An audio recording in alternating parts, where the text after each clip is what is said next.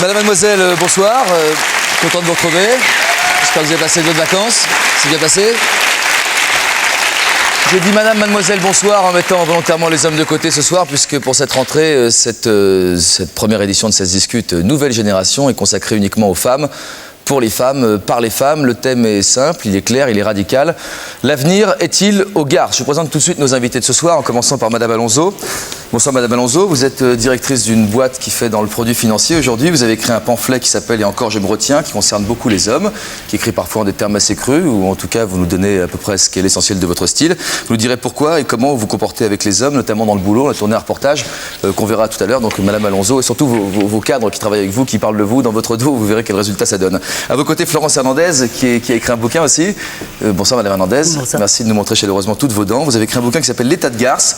C'est un cri, c'est donc aussi, je le disais, le titre d'un livre. Dans cette étude qui est assez amusée, vous dites qu'être garce, c'est pas donné à tout le monde, que la garcitude est un art rare, et vous nous direz ça tout à l'heure. Un art rare. J'ai une erreur. Ça fait bizarre, mais ça va. Ça fait bizarre, mais c'est ce que vous avez écrit. Ça passe peut-être mieux à l'écrit qu'à l'oral.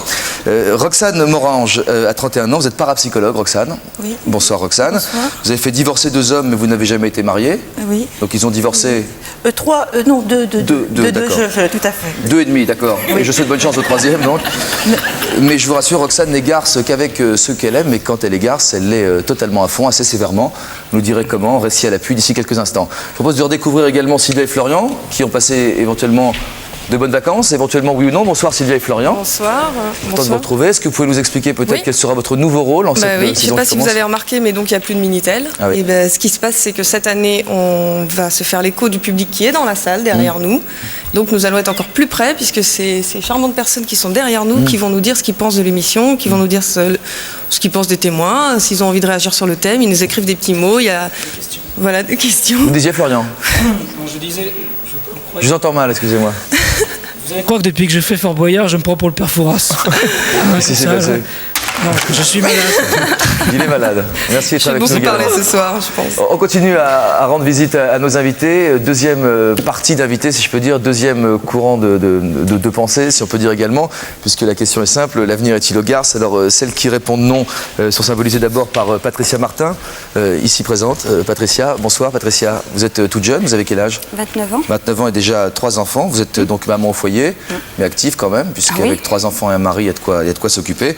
Et vous pensez être un modèle d'équilibre. Je ne sais pas si vous pensez être le modèle d'équilibre, mais en tout cas, vous nous parlerez de votre façon de concevoir le rôle de la femme dans la société, et surtout à la maison. À ses côtés, Calixte Beyala. Bonsoir madame. Bonsoir. Madame, vous êtes écrivain, vous avez écrit un bouquin, vous me rappelez le titre parce que je l'ai oublié. Lettre ouverte aux femmes occidentales. Exactement, qui parle beaucoup des femmes, qui parle également des hommes.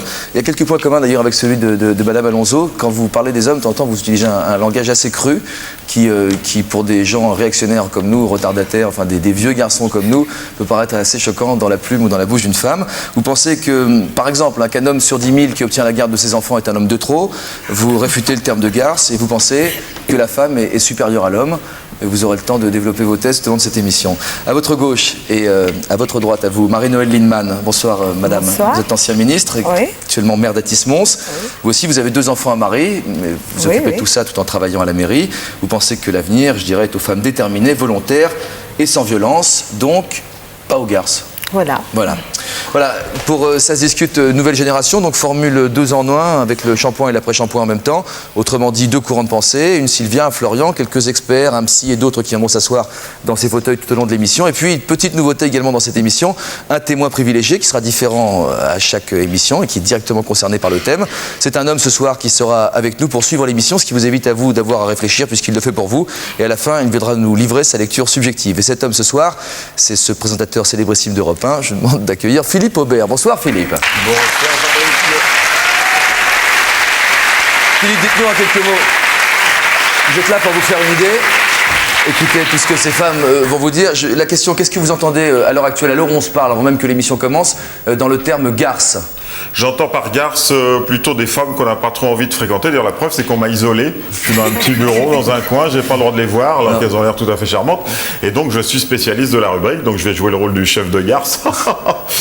Elle est très très bonne celle-là. Je vais prendre des notes pendant toute l'émission et je viendrai tout à l'heure vous dire si j'ai envie de prendre la fuite dans le couloir de ce studio ou si je veux quand même rester et éventuellement boire un verre avec ces dames. Très bien. À tout à l'heure, Philippe Aubert, donc pour la toute fin d'émission. On va d'abord essayer d'approcher donc une définition du terme de garce qui est compliqué, qui est multiple.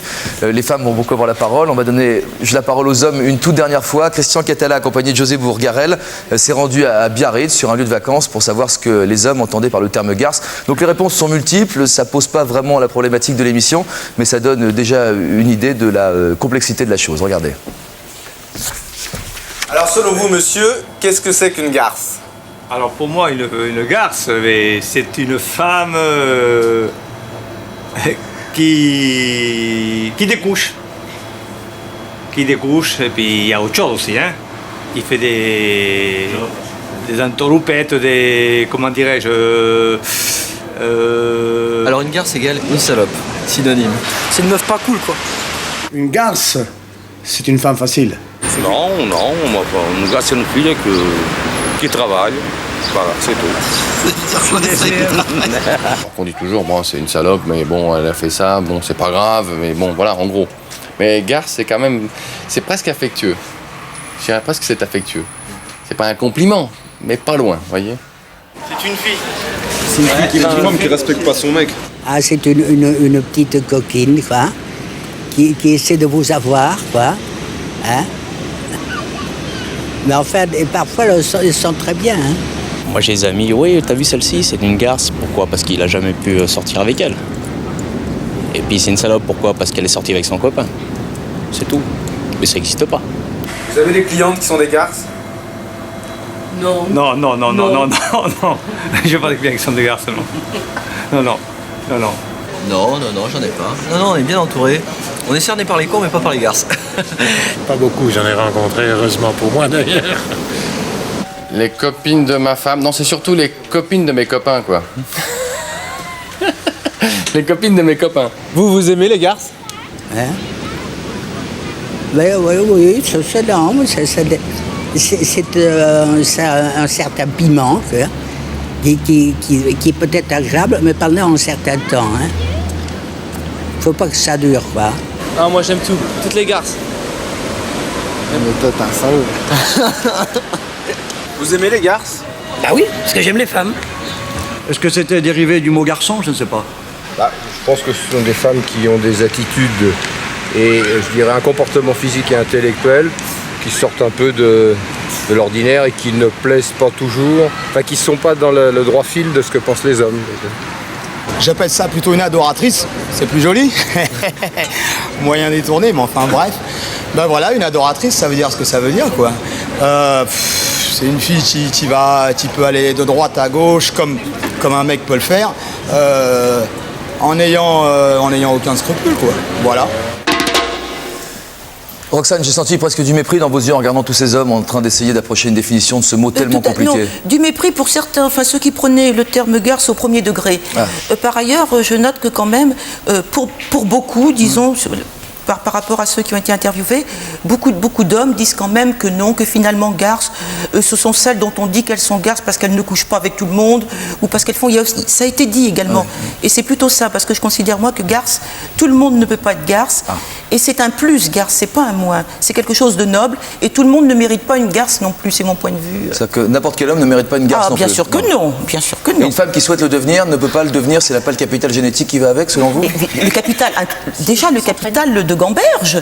Garce, il faut réfléchir pour être garce. Alors garce, ça veut dire intelligent. Il faut de toute façon être intelligent, sans doute, oui. Pas trop mal de sa personne, parce que ça donne un éventail plus large. Et puis, en tout cas, en ce qui me concerne, aimer les hommes, puisque moi, je l'ai été qu'avec les hommes que j'ai aimés. Garce. Et j'en ai aimé peu, finalement, puisqu'on parle de deux personnes. Donc, je considère que c'est pas... Quand vous dites pas trop mal de sa personne, vous parlez de beauté intérieure faites pas le naïf, hein, je parle pas trop mal de sa personne, physiquement, bien sûr, sans être Miss Monde, mais enfin... Un peu plus que la moyenne, quand même, me semble-t-il. Donc il faut un physique, il faut une certaine forme d'esprit. Je trouve. Et un bagage intellectuel. Et pas trop de scrupules, je le reconnais, pas bien trop sûr. De scrupules, oui. Ouais. Et une grande détermination. Mais, enfin, pour moi, qui n'ai été garce qu'avec les hommes que j'ai aimés, je considère que je les ai aimés plus qu'une autre les aurait aimés, finalement, puisque je suis allée plus loin, j'ai risqué beaucoup de choses, moi aussi. Vous avez eu le contact à quel moment de votre vie? Quel est le premier homme que vous avez vraiment chamboulé, remué, bouleversé? Oui, je dirais mon mari, puisque quand bien même, quel est le terme maintenant, marié ou pas marié, enfin j'ai vécu de toute façon maritalement avec les hommes que j'ai aimés. La première fois à quel âge alors? J'avais 16 ans. Oui. J'avais 16 ans. Et lui? Et par chance, lui il était plus âgé que moi, mais je veux dire, l'âge n'a rien à voir dans l'histoire, parce qu'entre un jeune de 20 ans qui est quelconque, qui bosse en face, qui n'a jamais rien fait de sa vie, et un type qui a une quarantaine d'années, qui est grand beau, je crois que l'âge n'a rien à voir là-dedans. On n'est pas forcément quelconque à 20 ans, là je voudrais vraiment... Non, tout à fait, j'en suis d'accord. On peut être con à 20 ans, on peut être con à 40 ans, d'ailleurs ce sont les mêmes en général qui sont cons. Enfin bref, donc mon mari était un type extraordinaire, extraordinaire. Le premier, celui quand vous aviez 16 ans, oui. Oui, quand j'avais 16 ans. Est-ce qu'il a... Vous l'aimiez, lui? Oh, je pense que bien sûr, je l'aimais. Donc il a souffert, si je m'en tiens à vos raisonnements. Oui, parce que j'avais 16 ans, parce qu'on habitait mes chefs, parce que c'était une vie très mondaine, parce que j'étais belle-fille, machin, vison et tout, et parce que je l'ai trompé sans doute, enfin plusieurs fois je l'ai trompé, ça se savait dans mes chefs. Mais j'ai été garce, disons, inconsciemment. Sans doute que j'ai un capital génétique de garce, j'en sais rien, mais j'ai été vraiment inconsciemment, je l'ai trompé, sans m'en rendre compte. Comment ça s'est terminé, cette histoire-là? Eh bien, je l'ai quitté 5 ans après. Il savait que vous l'aviez trompé, donc il devait être un peu dépité, ce pauvre homme, qui avait quelques années plus que vous. Maintenant, est-ce qu'il vous en a voulu au moment où la rupture a été consommée? Quel genre de rapport vous avez conservé par la suite? On s'est quitté évidemment en mauvais termes. Et le problème quand vous êtes garce, c'est que vous avez beaucoup de peine à avoir par la suite des rapports amicaux avec votre mari ou avec votre ami, etc. Donc il a fallu à cet homme un certain temps, bien sûr, pour qu'il se méfie plus de moi. J'ai réussi à remonter à Megève il y a 2 ans. Et là, on s'est revus, il était un peu moins méfiant. C'est le problème. Quelle est la relation d'argent entre lui et vous, et de manière générale entre les 2-3 hommes que vous avez aimés et vous? Oui, pardon. Est-ce qu'il y avait une relation d'argent? Je sais pas. Et dans quel sens? Je ne sais pas. Est-ce que vous étiez une femme entretenue comme... Fatalement, comme je vivais avec mon mari, évidemment que j'étais entretenue, puisque j'avais 16 ans. Oui. Le suivant, comment vous l'avez repéré? Comment vous êtes dit, ce sera celui-là, ma prochaine cible? Il est quand même bon de préciser qu'il n'y en a pas 10 qui vont suivre comme ça, n'est-ce pas? Il y en a encore 2. Encore qu'on pourrait parler que des 2 premiers, à mon avis. Ah bon? C'est le 3e est en train de passer une très belle soirée, qui nous regarde. Tenez bon, oui. Le 3e, il ne sait pas que il l'apprendra sans doute en voyant l'émission. Oui. Mais le 3e, c'est pas important. Et là, il vit une des plus belles soirées de sa vie, monsieur. Restez calme. Si ça se trouve, ça va bien se finir. Mais ne m'en voulez pas d'être franche, moi je suis comme ça. Donc, bon, pour le second, j'ai été très très amoureuse. C'était dans un cocktail, donc où il y avait, je sais pas moi, 600 personnes ou j'en sais rien. Et dès que j'ai vu cet homme, je savais qu'il était inscrit dans ma vie, dans mon passé. Enfin, c'était vraiment un coup de foudre. Immédiat. C'est un homme libre? Non, il n'était pas libre, non. Mais les hommes les mieux, souvent, ne sont pas libres, c'est à savoir quand même. Si vous êtes un pauvre cul-du, vous serez libre, tranquille. Évidemment, j'ai eu affaire à des hommes brillants, et de ce fait, les hommes brillants sont moins libres, disons, que les autres. Il a souffert, celui-là? Sans doute, oui, mais moi j'ai souffert autant que lui, parce que c'était une passion, partagée, bien sûr, comme le terme de passion, quoi, évidemment. J'ai voulu cet homme, je me suis donné beaucoup de mal pour l'avoir. Il a fini par craquer, mais non pas sans résister. Hein. Et on s'est fait du mal tous les deux, sans doute. J'ai souffert autant que lui, bien sûr. C'est un but de souffrir pour vivre une passion amoureuse entière, selon vous? Oui, parce qu'il faut pouvoir risquer, bien sûr. On n'est pas garce, on investit beaucoup. Quand on est garce, on prend des risques, bien sûr. Il ne faut pas être quelqu'un qui... Si vous êtes quelqu'un de moyen, vous ne pouvez pas être garce. Il faut aller plus loin. Il faut être très joueuse et risquer beaucoup. Oui. Comment cet homme a finalement quitté sa femme? Ma foi, j'allais dire comme tous ceux qui la quittent. Un beau jour, il a fait ses valises. Et puis... Et vous l'avez aidé un petit peu, non? J'ai pas fait les valises avec lui, non, il a fini par la quitter. Naturellement, s'il avait fallu, je serais allée. C'était quand même une relation à 3, parce que cette femme... Non, pas du tout, non. Vous l'avez jamais rencontrée? Oui, je l'ai rencontrée, j'allais dire, par pneu interposé, parce qu'elle crevait les pneus de la voiture, et les miens et de la sienne. etc. Mais je n'ai pas rencontré tellement, pas trop, disons. On vous entend beaucoup, Calixte, pendant que cette jeune femme s'exprime. Vous riez beaucoup, quelles sont vos réactions à ce genre de comportement? On n'a pas attaqué encore la troisième histoire avec le troisième homme qui compte pas, qui est en train de sécher quelque part dans une pauvre pièce, le pauvre. Oui, non, mais je respecte tout à fait le point de vue de madame, mais sauf que je suis pas... Enfin, c'est pas mon point de vue. Je pense que ce n'est pas parce qu'on est belle qu'on est forcément une garce. Car les femmes peuvent choisir de ne pas être garces tout en étant très belles. Je ne pense pas que je suis la plus laide femme de la Terre. Je ne le pense pas tout de même, mais je ne suis pas une garce. Même, si je peux me permettre. Pardon? Vous êtes pas mal quand même.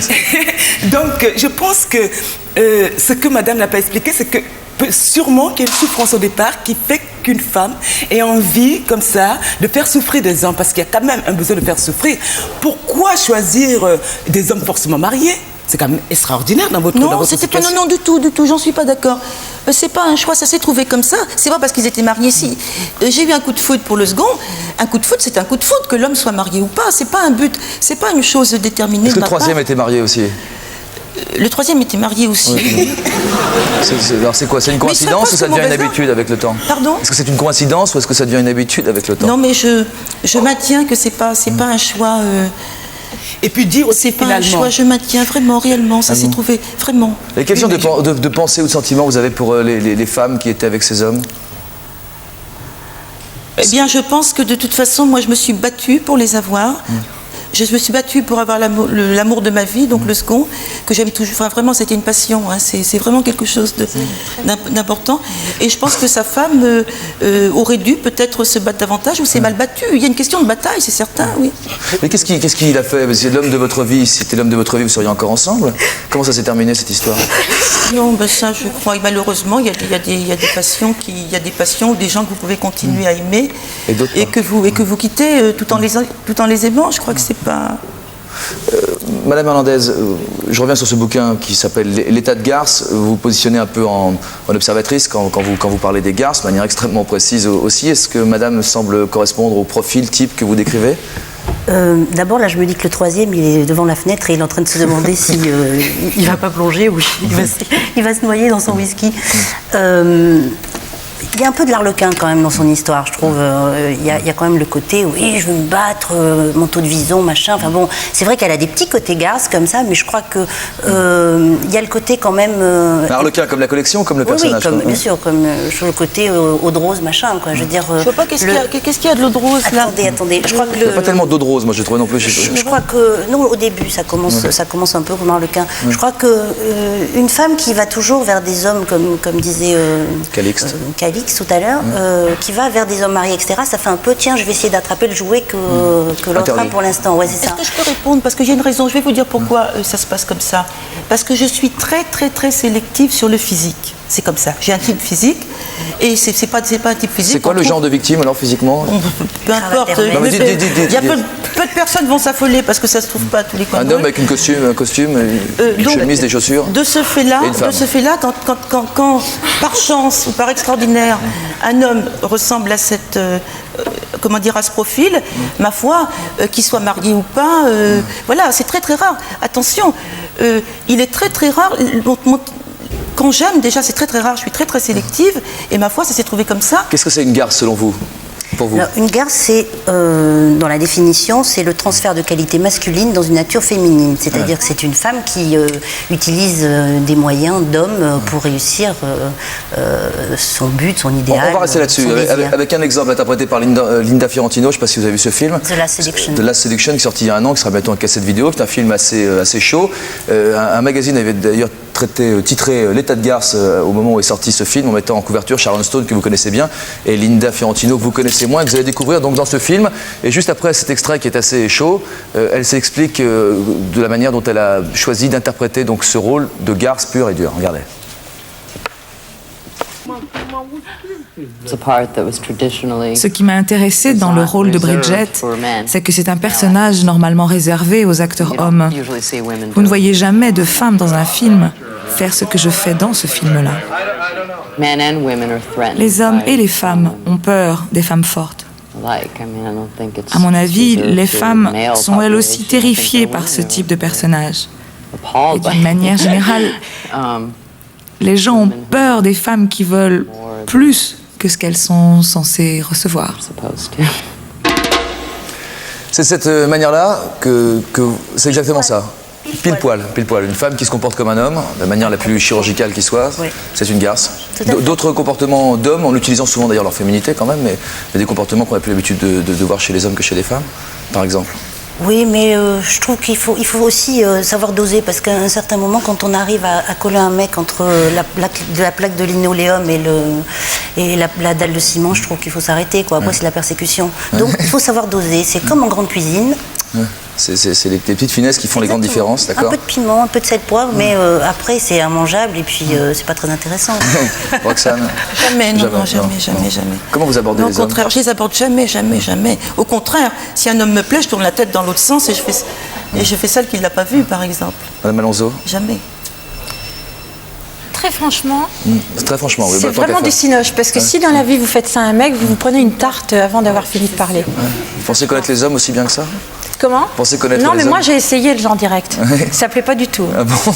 Ça ne marche pas? Ça marche pas. Les hommes n'ont pas l'habitude de se faire traiter comme ça, quoi. Est-ce que vous pensez qu'une garce, c'est une femme qui se bat avec des armes habituellement utilisées par les hommes? Est-ce que ça veut rien dire, des armes d'hommes, tout court? Je le pense effectivement, mais c'est vrai qu'il y a une autre connotation derrière. C'est une femme qui fait n'importe quoi aussi. On ne l'a pas dit très souvent. C'est une femme qui fait n'importe quoi, qui couche avec n'importe qui va... Il y a cette connotation derrière. C'est une femme... Pour moi, la liberté ne veut pas dire se comporter n'importe comment. La liberté veut aussi dire pouvoir faire quelque chose et choisir de ne pas faire cette chose-là. On peut choisir de ne pas être garce tout en étant une femme très forte et très indépendante. Je crois que ça ne se choisit pas, vous l'êtes ou vous ne l'êtes pas. Et encore une fois, ceux qui l'expriment au premier degré, qui disent ce sont des salopes, ceux-là, laissons-les au premier degré qui sont. Pour les autres, et ça a été dit, garce, il faut pouvoir l'être. C'est un choix, j'allais dire cérébral. C'est un jeu cérébral d'être garce. Est-ce que c'est un jeu où tout le monde s'amuse? Est-ce que c'est un jeu où tout le monde s'amuse? En fait, on se pose la question de savoir si c'est pas un jeu de destruction pur et dur. Pour l'homme, un petit peu, certains, oui, c'est une bataille. Alors là, j'allais dire, les deux sexes, c'est vrai que quand vous êtes garce, vous agissez comme un homme, on se bat avec l'homme quelque part dans sa tête, on lui prend la tête. Bon, enfin, on essaie de la lui prendre, en tout cas. Donc ça, c'est masculin, cette démarche-là est masculine. Mais... Un peu de manipulation, quoi, aussi. D'ailleurs, une garce ne couche pas, normalement, le moins possible. Ça existe. Ça n'a rien à voir. Elle couche pas, elle belle. Peut-être vous.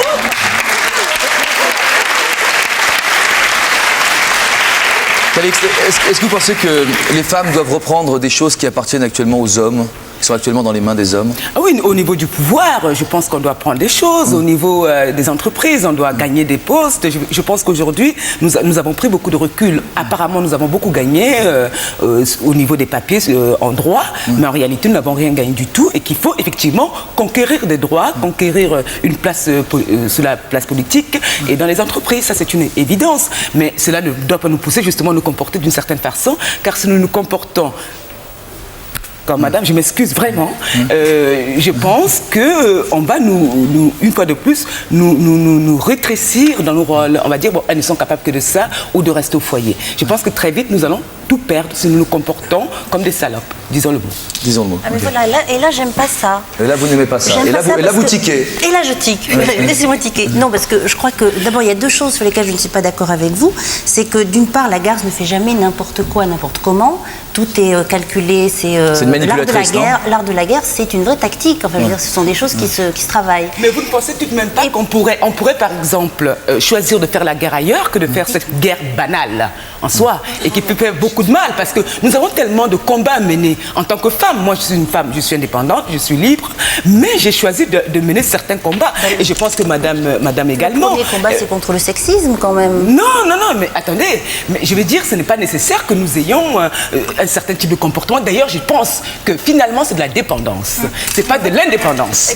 Qu'est-ce qu'est de la dépendance? Qu'est-ce que la dépendance? L'état de garce. Ah oui. Non, mais ne pas être garce, de la soumission. C'est de la dépendance. Je pense que c'est de la soumission et ce n'est pas de l'indépendance. Car à partir du moment où nous sommes dominés totalement par une certaine forme de pensée, nous devenons des esclaves de cette forme de pensée et de cette forme d'action. pour moi, c'est le contraire d'une femme indépendante. Vous avez un discours plein de liberté, d'égalité en filigrane, en tout cas Calix, mais dans votre bouquin, vous laissez entendre de manière assez claire que la femme est supérieure à l'homme. Ah oui, non, mais on peut être tout à fait supérieur à l'homme. On peut ou on est? Nous le sommes. Nous sommes capables. On est supérieur à vous. Vous n'êtes pas capable. Attention, Madame Martin se réveille. Je vous en prie, Madame Martin, ça va être la gueule. J'entends des trucs abominables. Ah bon. D'abord, je vois pas pourquoi ces charmantes personnes veulent absolument se mettre dans la peau d'un mec et se servir des armes des mecs sous prétexte qu'elles ne sont pas à leur portée, ce qui est complètement faux. D'abord, il faut se dire une chose, c'est que les mecs, comme elle dit si bien, ne sont pas capables ni de faire ni de supporter le 10e, voire le 100e de ce qu'on fait. Parce que je vous garantis que je préférerais avoir affaire à vous plutôt qu'à moi. Parce que madame s'amuse à attaquer le mien de mari, je vous garantis que moi, je me serais battue beaucoup plus qu'elle ne s'est battue pour l'avoir. Et elle y aurait laissé cette poubelle.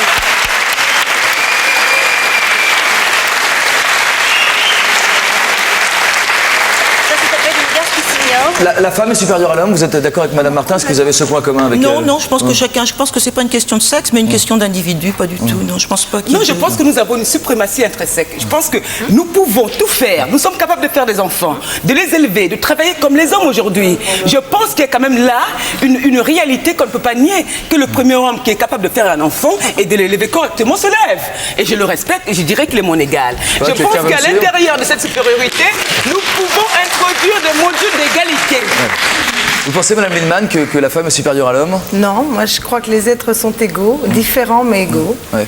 Et justement, ce que je trouve, c'est que dans le terme garce, il y a l'idée de vouloir calquer un modèle que finalement on accepte et que c'est comme une sorte de revanche, quoi, comme s'il fallait simplement inverser l'ordre des choses.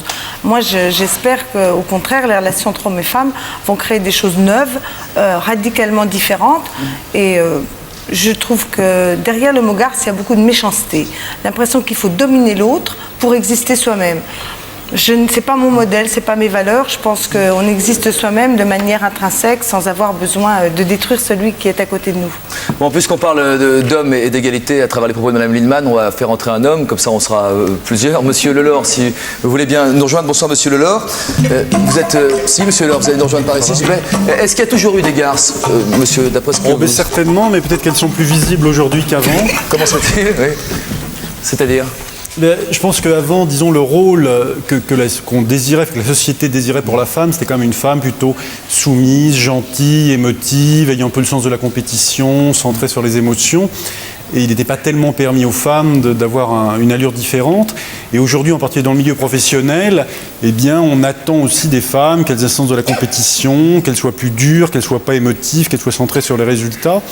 Et donc, c'est certain que cette modification des règles du jeu fait, à mon avis, que des comportements que les hommes appellent les comportements de garce sont peut-être plus visibles et plus fréquents qu'avant. Est-ce que vous comprenez le discours de Calixte? Est-ce que vous comprenez le comportement de Roxane? Est-ce que vous avez l'impression que ce sont des comportements qui s'inscrivent dans une tendance? Ou est-ce que ce sont des cas individuels? Je ne sais pas. Ce sont certainement des cas individuels par ailleurs. Moi, je ne les connais pas bien, donc je ne parlerai pas de leur comportement. Enfin, ce dont elles parlent, enfin, je crois que c'est éternel, ça a toujours existé, mais je crois qu'il faudrait aussi distinguer. Vous avez écrit un livre, je crois, qui s'appelle L'être à une africaine. Donc, je crois que le niveau, quand même, de combat des femmes ou de revendication pour leurs droits n'est pas non plus le même en Afrique que dans les pays occidentaux. C'est-à-dire que, je veux dire, les femmes ont beaucoup à acquérir, peut-être ici, mais enfin, elles ont déjà beaucoup acquis en France et en Europe. Alors qu'en Afrique, elles vivent quand même, parfois dans certains pays, une situation de domination où vraiment elles n'ont pas le droit d'être garces. Enfin, je veux dire, elles n'ont même pas tellement le droit de parler. Mais quand vous écrivez à une Européenne ou à une citoyenne d'autres continents, en gros, vous leur dites quand même que là aussi, les femmes ont des progrès à faire de manière assez nette et qu'en gros, la différence qui peut exister en termes de statut, d'égalité, de salaire ou professionnel, entre un homme et une femme est en train de s'accentuer, selon vous? Ah oui, non, je le pense honnêtement, parce que si on regarde les chiffres, il y a eu quand même un recul des droits des femmes. Si, effectivement, il n'y a plus de combat à mener sur le plan, dirais-je, des lois, puisqu'il n'y a plus de lois sexistes aujourd'hui. Mais si le combat est inégal, Calixte, est-ce que vous comprenez que Roxane utilise des armes qui lui sont personnelles, qui ne sont pas des armes d'hommes pour se battre? Non, je ne suis pas tout à fait. Je suis pas d'accord. Je pense que nous devons montrer l'exemple, nous devons montrer aux autres femmes que c'est possible, à nos petites filles, que c'est possible de gagner autrement que de se comporter comme une garce. Je pense qu'on peut gagner. Et quand monsieur dit, par exemple, qu'en Afrique, c'est vrai, il y a beaucoup de choses à gagner encore sur les papiers. Mais nous avons énormément d'un pouvoir qui s'appelle le pouvoir de l'oreiller, que je ne revendique pas, car c'est un pouvoir qui fait reculer aussi les droits des femmes. Publiquement, j'entends. Mais les Africaines ont un pouvoir de l'oreiller sur leurs hommes. Plus qu'ici. Oui, beaucoup plus fort. Plus fort. Expliquez. Oui. C'est-à-dire que la femme africaine, même tout en n'ayant pas un pouvoir politique ou autre, elle contrôle son mari. C'est elle qui donne des conseils dans la maison. C'est elle qui lui dit ce qu'il doit faire. C'est elle. Il y a quand même ce pouvoir-là qui existe et qui est réel. Hein. Est-ce qu'il y a une relation de pouvoir entre votre homme et vous, chez vous? Pas de pouvoir, non. Pourquoi de parler de pouvoir? Je pose la question. Est-ce qu'il y en a une ou pas? Non, c'est pas une question de pouvoir. S'il y a un pouvoir qui doit exister, c'est peut-être que le chef d'entreprise, pour ramener les finances à la maison, ce serait lui. Le chef d'entreprise à la maison, c'est moi. Quoi, c'est tout. Répartition des rôles plutôt, là. Oui, c'est même pas ça. Ça se fait tellement naturellement que ça n'a pas été réparti. Moi, ça fait 8 ans. Que je me lève tous les matins pour lui faire son café, il ne me l'a jamais demandé, même sa propre mère ne lui a jamais fait. Pourquoi vous le faites? Parce que j'ai envie de... j'aime pas me lever dans un lit vide, déjà, j'aime pas me réveiller dans un lit vide. Alors un mari qui se lève en douce, qui fait son petit déj et qui s'en va, moi je supporterais pas. Il me faut mon petit quart d'heure, tranquillement, avec mon mari, avant l'arrivée des 3 marmots. Qu'est-ce qui fait... Je trouve un peu merveilleux tout ce discours. On en est à dire que les femmes sont supérieures aux hommes, alors que pour l'instant, on n'a pas encore acquis l'égalité. Je trouve ça marrant comme raisonnement. Je peux me permettre de finir ma phrase, peut-être. Pour l'instant, on n'en est pas là. Je lisais il n'y a pas très longtemps dans Le Monde que l'écart des salaires entre hommes et femmes en Europe occidentale, attention, je ne suis même pas en train de parler de l'Afrique, en Europe occidentale, cet écart s'accentue. Je vois d'autre part que la représentation parlementaire des femmes a tendance à diminuer. Et on peut me dire que la femme est supérieure à l'homme, c'est un avis comme un autre, mais on peut penser ce qu'on veut. Aujourd'hui, moi, je constate encore qu'il y a beaucoup de combats à mener pour les femmes. Alors, qu'est-ce qu'on peut dire des garces? Oui, garce, c'est le féminin de garçon. Alors, une garce, c'est quelqu'un qui se comporte comme un homme, c'est-à-dire, en fait, je me souviens d'un livre d'Eva Nanska qui était paru il y a quelques années. J'en ai beaucoup. Ouais. Elle avait fait paraître un livre qui s'appelait déjà à l'époque Le Manuel de la garce, sur le même thème, et qui divisait la gente féminine en 2 sortes, les Thérèses, j'ai rien contre les Thérèses, et les garces. Alors les Thérèses, finalement, c'est celles qui arrivent sur la planète et puis qui trouvent que tout va bien, que tout baigne, qu'on se lève pour faire le café. Très bien. Ah non, j'ai jamais dit. Non mais attends, pas de problème. J'ai jamais dit que tout baignait, son choix. Je suis pas d'accord. Et puis il y a les garces, c'est-à-dire, puisqu'on les appelle comme ça, les femmes qui pensent qu'on peut changer les choses, qu'il y a quelque chose de mieux à demander à la vie que simplement d'être au service de son mari, même si c'est un choix légitime que toutes les femmes peuvent. Je ne suis pas. Attendez, alors là, je vais me permettre de vous couper parce que là, je me laisserai pas faire. Je ne suis au service de personne. Et alors surtout pas de mon mari. Alors je généralisais. Je suis pas en train de faire un cas personnel parce que non, mais parce que oui, mais attendez, je suis désolée, mais je suis la seule ici avec Madame à défendre la cause des femmes au foyer. Faut arrêter de nous faire passer pour des plantes que Monsieur alimente quand il en a envie par un petit tuyau. J'ai jamais dit que les femmes étaient aussi bien payées que les hommes parce que je sais pertinemment que c'est faux. J'ai quand même travaillé. Je n'ai pas été prise de mon foyer, de chez ma maman, de mon petit cocon, et jetée chez mon mari comme ça. Ce que je voulais dire simplement, c'est que ce qui est nouveau et ce qui est bien, c'est que les femmes ont le choix aujourd'hui. On peut dire qu'elles ont le choix. Avant, elles ne l'avaient pas. Mais si les femmes, pour avoir le choix, doivent assumer de se faire traiter de garce, assumons-le, c'est pas très grave après tout. Moi, je veux bien qu'on me traite de garce, ça m'empêche pas de dormir. Je suis désolée. Une garce qui va bonne pour vous, Patricia. Je ne sais pas si on peut dire que les femmes... Vous disiez que les femmes ont le choix. Mais je pense qu'elles l'ont de moins en moins, puisque maintenant elles ont par exemple à travailler. Et le travail est quand même un monde compétitif assez dur. Et donc pour réussir au travail, il faut justement avoir le sens de la compétition, être capable d'être agressif, être capable de tenir sa position, être capable en gros d'avoir un comportement que les hommes appellent un comportement de garce. Et je crois qu'on parle, on parle un peu comme d'une liberté, que les femmes aient accès au travail, mais je crois qu'il y a aussi une part importante de femmes qui n'aiment pas ce jeu de la compétition, qui n'aiment pas les interactions dures. Parlons juste une chose, parlons de la genèse, parce qu'on a parlé de capital génétique ou d'éducation. Juste un mot au docteur, je donne la parole à Mme Lindemann. Est-ce que vous pensez, comme Patricia, qu'on est garce ou est-ce que vous pensez qu'on le devient par accident, par désir, par circonstance? Je pense un peu comme tout moitié-moitié, c'est-à-dire qu'on a probablement des prédispositions plus ou moins fortes et puis après la vie, les expériences font qu'on va plus ou moins, disons, acquérir de garcitude. Oui. On va appeler... Je voudrais préciser une chose, c'est qu'on parle de l'accès au travail. Le monde du travail est dur aux femmes, il est aussi dur aux hommes. Et je pense que c'est l'accès à l'autonomie financière que les femmes ont recherché. Le boulot, c'est dur pour tout le monde. Et comme disait Coluche, hein, on n'est pas contre le... Allez-y, que disait Coluche. Il disait un truc dans le genre, on n'est pas contre le... Je vais vous aider dès que vous me redonnez un mot-clé. Donnez-moi un mot-code. Travail, argent. Ah non. Non, je ne l'ai pas, je suis désolé celle-là. Ce que je voudrais dire, c'est que je me méfie terriblement du discours de monsieur quand il nous dit, quand il nous parle du travail. Parce que je vois dans les journaux se développer l'idée qu'on attendait la libération, on espérait que grâce au travail, en partie, ça avancerait. Et là, on est en train de nous dire que la situation des femmes recule. Alors que le combat ne soit pas achevé, que l'égalité professionnelle, que les conditions des salariés, hommes ou femmes, soient des conditions qui ne sont pas les meilleures, c'est une réalité. Moi, alors là, je plaide pour le travail des femmes. Ça a été une avancée considérable dans l'autonomie des femmes. Il faut continuer dans cette direction. Et justement, ce que je trouve un peu dramatique, c'est qu'au fond, on finisse par nous dire que comme le travail serait un monde inacceptable, qui serait anti-féminin parce que justement compétitif, au lieu de changer le travail, c'est les femmes qu'il faudrait ramener à la maison. Moi, je pense que l'entrée des femmes, justement dans la société, doit modifier le code dominant qui est celui de la compétition. Donc je crois qu'honnêtement... Ça voudrait dire encore une fois que les femmes donneraient une certaine forme d'exemple, c'est-à-dire qu'elles auraient une conduite exemplaire. Il n'y a pas à avoir une conduite exemplaire où on demande à personne d'être un saint dans la société ou d'être un héros. Enfin, si de temps en temps on a besoin, autant d'avoir des héros. Mais cela dit, ce dont on a besoin, c'est d'une société où tout le monde trouve sa place, où tout le monde la trouve. Et on la trouve en n'écrasant pas l'autre. Ni le voisin, ni le plus faible, ni le plus fort, ni l'homme, ni la femme. Et justement, la mixité, la parité, c'est l'obligation que la société a à essayer de trouver que chacun ait sa place. Donc moi, je trouve ça fondamental. Il y a des circonstances où on a du mal à la trouver, sa place. On a vaguement évoqué les femmes qui avaient été indirectement victimes de votre amour soudain pour des hommes qui... Soudain, pas plus si, soudain que... Non, c'est des coups de foudre. Vous avez dit coups de foudre. Si, soudain, coup de foudre. C'est pas le cas de tout le monde. Je voudrais qu'on donne la parole à Karen, qui est avec nous et qui a souhaité rester un peu dans le noir ce soir, pour des raisons qui lui sont personnelles. Bonsoir Karen. Pour quelle raison d'ailleurs vous ne souhaitez pas vous montrer en public ce soir?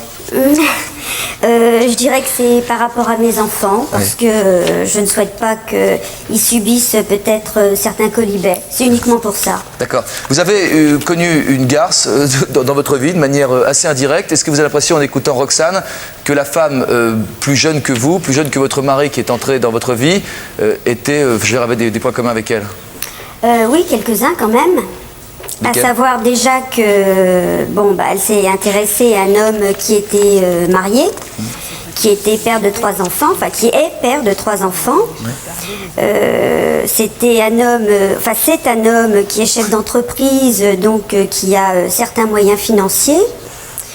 Et, cet homme, c'est votre mari, histoire de lever le doute une fois pour toutes. Tout à fait, oui. D'accord. Et elle a eu aucun scrupule, aucune moralité, et qu'elle a réussi à nous séparer. On a failli divorcer d'ailleurs, et heureusement, j'allais dire pour nous, pour notre famille, pour nos enfants, j'ai d'ailleurs une de mes filles qui est près de moi.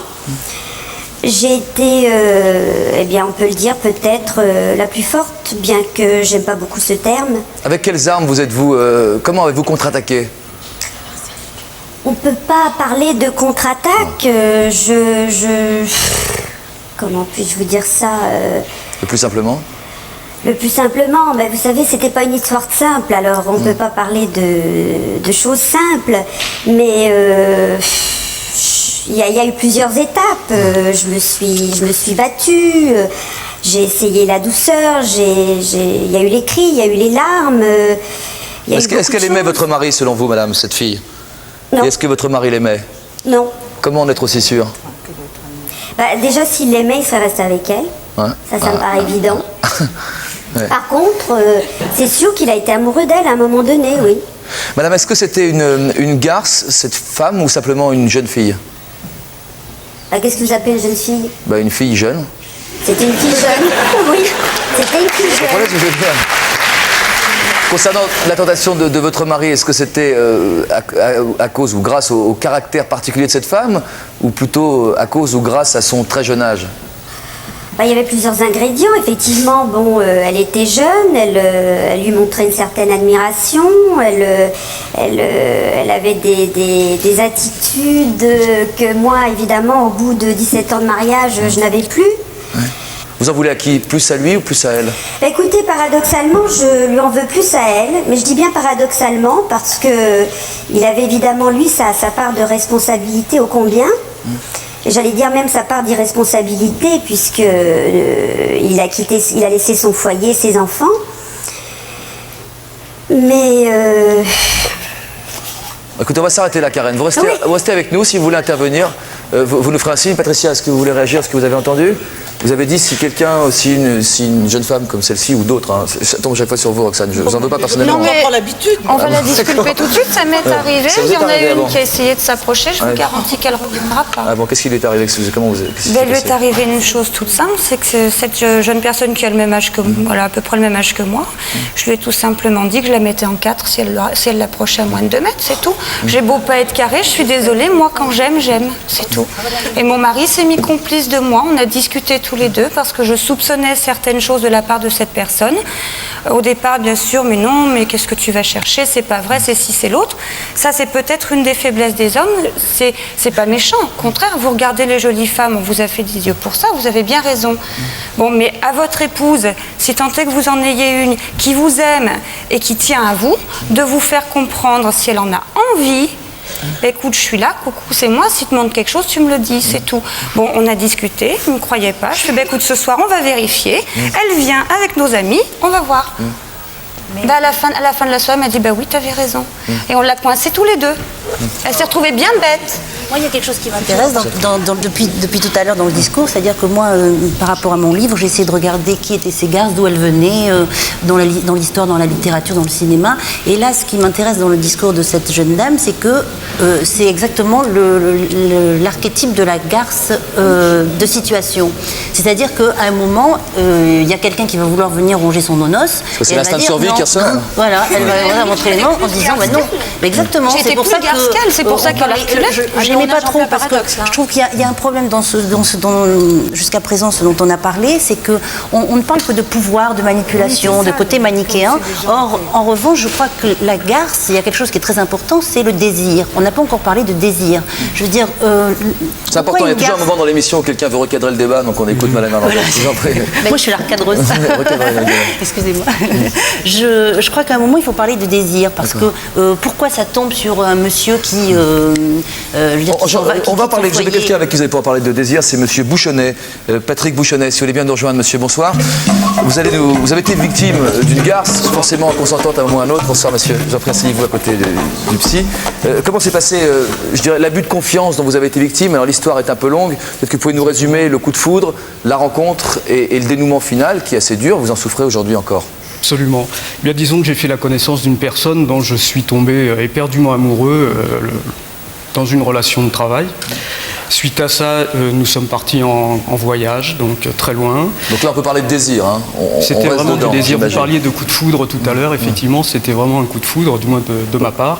D'accord. Je pense que du côté de cette personne, c'était beaucoup moins le coup de foudre. Et suite à notre voyage, eh bien, elle est revenue et elle était enceinte. Et donc, je suis aujourd'hui le papa d'une petite fille qui va avoir 4 ans à la fin de l'année et que malheureusement, je ne connais pas. Je ne connais pas parce que cette maman, bien que je ne suis pas du tout persuadé qu'elle soit garce profondément en elle, malheureusement est arrivée à être une garce de situation puisqu'elle a toujours refusé que je connaisse mon enfant. Mais comment vous l'a-t-elle dit au début? Quand vous dites qu'elle est revenue avec un test positif de maternité, c'est bien le seul test dont on soit content qu'il soit positif, si je peux dire. Quand vous avez appris cette nouvelle, vous souhaitiez garder cet enfant, l'élever? Complètement. Comment a-t-elle réagi à ce moment-là? Après, si vous voulez, on a eu donc une relation qui a duré jusqu'au 7e mois et demi de grossesse.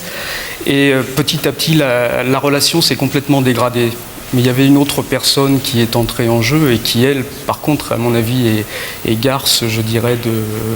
non pas par conviction, c'est la grand-mère. Donc la grand-mère de ma fille. Oui. La grand-mère de votre enfant ou de mon enfant. Donc sa mère, Madame sa mère donc. Madame sa mère, sa grand-mère maternelle. Oui. En gros, on vous a dit quoi? Qu'on n'avait pas besoin d'hommes dans cette histoire? C'est un petit peu cru, elle m'a dit le père on s'en fout, tu me fais chier, ça a été terminé. Ouais. Est-ce qu'il y a un autre homme qui remplace le rôle de père ou est-ce que c'est une... On n'en sait strictement rien puisque je n'ai plus eu de contact du tout avec la maman de ma fille depuis le jour où elle m'a dit ça au téléphone. Ouais. Ça a été terminé, on ne l'a jamais vu dans les procès qui sont entamés donc en justice et je n'ai absolument aucune nouvelle de ce qui peut se passer au niveau de ma fille. Calixte, quand vous dites dans votre livre, si un homme sur 10 000 obtient la garde d'un enfant, c'est un homme de trop. C'est horrible ce que vous dites là. Non, c'est pas horrible parce qu'aujourd'hui, les femmes ont la possibilité de prendre la pilule ou de se faire avorter quand elles ne souhaitent pas avoir un enfant. Alors, à partir du moment où une femme veut avoir un enfant seule, elle a choisi. Et je pense qu'il s'agit d'un choix qu'on pourrait respecter. Or, aujourd'hui en France... Et le choix de l'homme, on ne le respecte pas alors? Non, l'homme n'a pas choisi, la femme a choisi, elle n'est pas mariée avec lui, que je sache. Donc une femme peut choisir, très bien, moi en tant que femme, je peux choisir d'avoir un enfant sans être mariée. Non, si ça tombe par hasard d'avoir un enfant, ça tombe généralement pas par hasard. Généralement, c'est un souhait, la plupart du temps mutuel. On se dit à deux qu'on va avoir un bébé. Oui, ça peut être à deux. Mais souvent, c'est comme ça quand même, non? Oui, mais souvent, c'est comme ça. Oui. Mais aujourd'hui, en France, il y a quand même un problème, c'est-à-dire que les hommes ont le droit d'aller reconnaître les enfants sans notre autorisation. Et là, je trouve que c'est quand même dramatique, car on nous enlève la possibilité. Moi, je parle en tant que femme, on nous avait la possibilité d'être mère célibataire totalement. Et je pense que c'est une insanité. J'aimerais intervenir. Pourquoi être mère célibataire? C'est pas normal. Moi je dirais. C'est pas normal par rapport à ce monsieur. Pourquoi c'est pas logique? On a droit d'être mère célibataire. Et nous alors, on a droit à rien? Vous avez droit aussi, mais dans ce cas, choisissez. Mais alors à ce moment-là, les hommes vont faire comme mais nous. monsieur, il savait voilà, pas. Alors, je voudrais répondre à Calixte. Bon, effectivement, on peut reconnaître l'enfant sans l'autorisation de la maman, mais la maman a toujours le recours, ce qu'a fait d'ailleurs la mère de ma fille, a toujours le recours d'entamer des procédures en contestation de paternité. Et curieusement, la mère de ma fille ne s'est jamais présentée aux examens sanguins qu'elle avait pourtant amenés sur le plateau. Oui, non. Maintenant le fait que... Si vous me permettez... J'en prie. Oui, mais il me semble quand même que, puisqu'on parle du droit là, on ne parle pas de la vie personnelle des gens, je crois que la société elle doit aussi penser à l'enfant. Il me semble quand même qu'un enfant, sans que ce soit une obligation formelle, puisqu'on a tout le débat sur les problèmes avec les nouvelles technologies bioéthiques, mais il me semble qu'un enfant qui a un père et une mère a quand même le droit de pouvoir être reconnu par son père et par sa mère. Et je pense qu'un enfant n'est pas simplement la possession de la mère, et que de ce point de vue, la société doit lui garantir cette bipolarisation. Jusqu'à présent, vous étiez d'accord tous les deux, la Calixte Non, mais on n'est pas tout à fait d'accord. Moi, je ne pense pas que les femmes sont supérieures aux hommes. Non, mais moi, je pense qu'on est égaux et que c'est déjà très difficile d'arriver à être vrai. Non, je ne pense pas qu'on puisse comparer une banane et par exemple un macabo. Je suis désolée, ça c'est une utopie. C'est une utopie. La preuve, c'est qu'on s'est battu. J'ai pas compris le sens de la métaphore, un macabo. Ça vous changez le macabo. Je prendrais par exemple une pêche et une banane. Ah oui, d'accord. Bon, c'est aussi simple que ça. Je pense qu'aujourd'hui, on nous fait croire qu'il y a égalité. Il n'y a jamais eu égalité. Non, mais là, on va revenir au sujet très précis, là, oui, quand même. J'y reviens. C'est assez choquant de dire qu'une femme peut choisir de faire un enfant, alors non pas dans le dos de son homme, mais dans, je sais pas, l'inverse en tout cas. Dans ce cas, elle peut aller dans un, je sais pas, ou à l'hôpital, se faire faire, je sais pas. Mais elle devient garce si elle fait ça. Mais pourquoi? Pourquoi forcément? D'ailleurs, je vais même avoir une précision par rapport aux garces. Je vais encore avoir une précision par rapport aux garces. C'est-à-dire qu'à partir du moment où vous semblez dire, et là je suis pas d'accord avec vous, vous semblez dire qu'un homme marié est forcément une chasse gardée. J'ai dit non. J'ai dit non, j'ai dit non. Pourquoi? Parce que si un homme, je reprécise, si un homme tombe amoureux profondément d'une autre femme et quitte sa femme, c'est parce qu'il y a une place vide qui est aussi laissée quelque part. Mais tout à fait. La plage, je la laisse pas vide, je peux vous le garantir. Oui, mais vous l'occupez.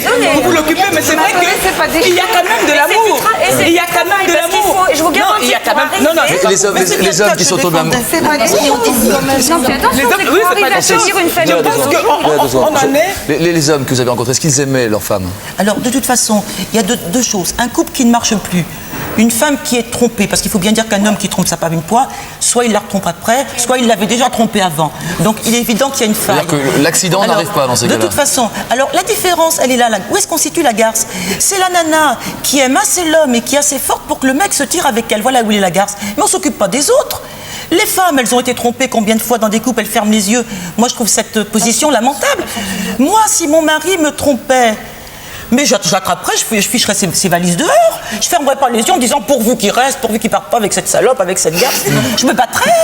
Vous avez dans le désir, dans l'intention d'avoir des enfants, de fonder un foyer, d'avoir une vie de couple classique ou... Je sais pas s'il est né ce futur malheureux. Ça, pour l'instant, je pense pas à ça. Moi, j'ai ma vie professionnelle déjà.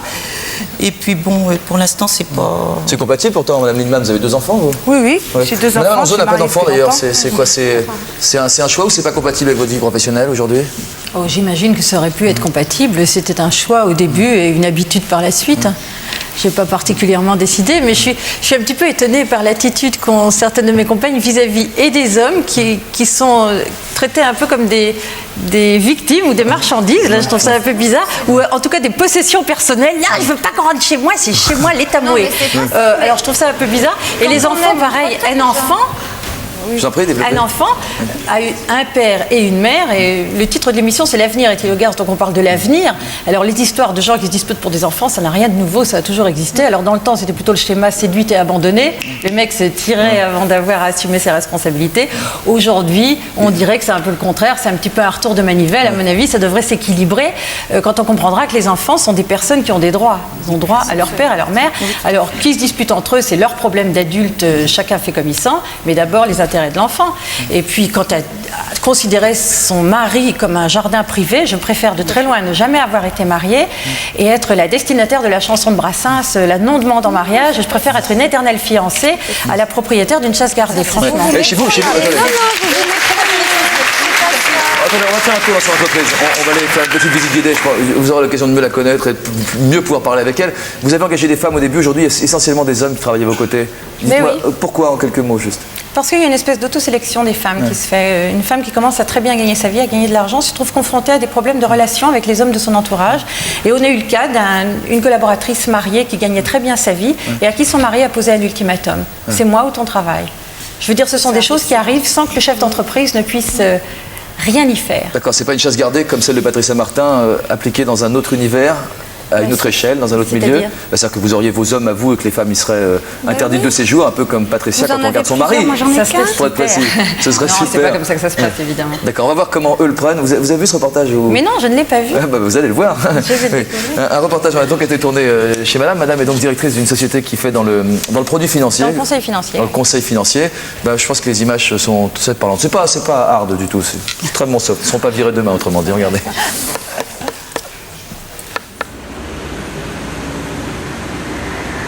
C'est pas moi qui ai eu l'idée de monter une entreprise avec une femme, c'est elle qui a eu l'idée de monter une entreprise et je l'ai fait avec elle. Mais à l'origine, c'est son idée à elle. C'est très très difficile je parle pas seulement pour Isabelle, mais d'autres femmes qui sont dans les affaires, c'est très très difficile de lui faire lâcher le morceau. Je crois qu'il y a plus d'opiniâtreté, plus de combativité. Tout ce qui est Bonjour tout le monde. Bon, alors c'était bien les vacances? Non, je crois que le trait qui caractérise Isabelle Alonso, c'est son sens de la répartie. Je veux dire, elle est très killer. Je veux dire, quand vacharde, je dirais que c'est pas le mot qui convient, mais killer. Elle est très percutante. Je veux dire que si elle a envie de dire quelque chose, elle a une façon tout à fait personnelle de la présenter et effectivement, elle s'impose. Moi, je sais qu'à Lyon, c'était Isabelle Alonso et tout le monde est venu en costume cravate, sauf moi. Moi, j'étais en blouson en cuir. Et elle a fait une petite remarque en disant que dans notre activité, on ne travaillait pas avec un blouson en cuir. Et je suis devenu vert, violet, enfin comme vous voulez. Surtout à sa manière. À sa manière. Mais vraiment, je me suis senti très c'est vrai qu'elle a une manière de déshabiller et nette bon, et précise. Je devais être dans un état de décomposition avancé, ce qui a dû la toucher quelque part. Et elle m'a embauché, je pense, en grande partie à cause de ça. Parce que... Ce que je pense aujourd'hui de mes collaborateurs d'aujourd'hui, c'est que je dois avoir une assez bonne image auprès d'eux, normalement. Elle est sympa. Il arrive qu'on pense dans mon entourage que je suis une emmerdeuse, mais c'est simplement du perfectionnisme. Je crois que les femmes sont très perfectionnistes. Je crois qu'on a envie que quand quelque chose est fait, ça soit bien fait, que personne ne puisse dire c'était pas bien, il fallait faire ci ou ça. Donc on essaye de faire en sorte de rien laisser au hasard, que tout soit bien fait. Et quand on a accepté des choses qui sont parfois difficiles à accepter, parce que parfois c'est pas évident, mais que ça a été bien fait, bien dit, on est sous le charme. Si une jeune femme est bien, agréable, belle, tout ça, elle va pas se transformer en laidron sous le prétexte qu'il faut pas être belle pour faire des affaires, ça sert à rien. Mais ceci dit, après tout, nous aussi, on peut... Vous savez, vendre, faire des affaires, quelque part, c'est comparable à une tentative de séduction. Alors c'est évident que la séduction, ça fait tomber un certain nombre d'armes. Quand on vend, on séduit, ça c'est clair. Alors est-ce qu'on séduit de manière particulière quand on est une femme? Non, franchement, je crois pas. Je porte des décolletés l'été, et j'en porte pas l'hiver pour des raisons qui sont plus climatiques qu'autre chose. Mais enfin, j'espère que si mon décolleté est joli, tant mieux. Mais non, c'était pas délibéré, je te dis. J'en porte, oui, souvent, bien sûr. J'aime bien m'habiller d'une manière qui ne fasse pas penser aux gens que d'une part, les féministes sont tous des vieilles moustachues, et que d'autre part, quand on est dans les produits financiers, on est forcément esclave de son tailleur bleu marine à col roulé, quoi. Ça, c'est clair. Je dirais, je verrais très mal Madame Alonso me préparer des petits plats le soir quand j'arrive. Ça ne le ferait pas du tout. Moi, j'ai besoin de repos, je pense, quand je rentre chez moi. Et Isabelle Alonso, c'est pas franchement le repos. Donc 24 heures, ça ferait trop. Bah, c'est pas ce que j'attends de la femme avec qui j'aimerais vivre. Pourquoi Pourquoi? Elle est pas assez ou elle est trop quoi? Elle est trop. Beaucoup trop. Est-ce qu'il y aura des représailles demain, Madame Alonso? Tous virés. Ça vous étonne quand on a prévu de tourner ce reportage dans vos sociétés, vous avez dit on verra bien ce qu'ils ont le courage de dire, ces types, mais avec d'ailleurs un sourire amusé, et déjà comme si vous prépariez à une bonne bouffe ou à un bon moment. Ça vous fait quoi de voir tous ces hommes parler de vous en ces termes? Ça m'étonne pas, ils sont plutôt sympas. Ah ouais. Vous allez faire la petite fille là en 2 secondes. Faites la petite fille parfois. Que je fasse la petite fille? Je fais ça très bien, mais je vais pas le faire tout de suite, on attend tout à l'heure. Non, sérieusement, ils vous ont surpris ou pas ces hommes? Ouais, non, ils sont toujours comme ça. Ce que je veux dire, c'est quand je me suis associée avec un homme pour monter une entreprise, il y a une chose qui est évidente, c'est que quand lui faisait preuve d'autorité, ça marchait à tous les coups, quoi. Le chef commande, ça passe très bien. Moi, j'ai été obligée d'utiliser l'humour ou des chemins un petit peu plus détournés pour faire passer le même message. Parce que si moi, je leur rentrais dans l'art direct, ça passait pas. Pourquoi? Alors, pourquoi? Parce que je suis une femme et que l'autorité qui vient d'une femme, ça commence à rentrer dans les mœurs, mais ça a du mal quand même. Alors, j'ai utilisé des techniques, évidemment, qui consistent pas à leur rentrer dans le chou ou à être violente. C'est pas ça la question.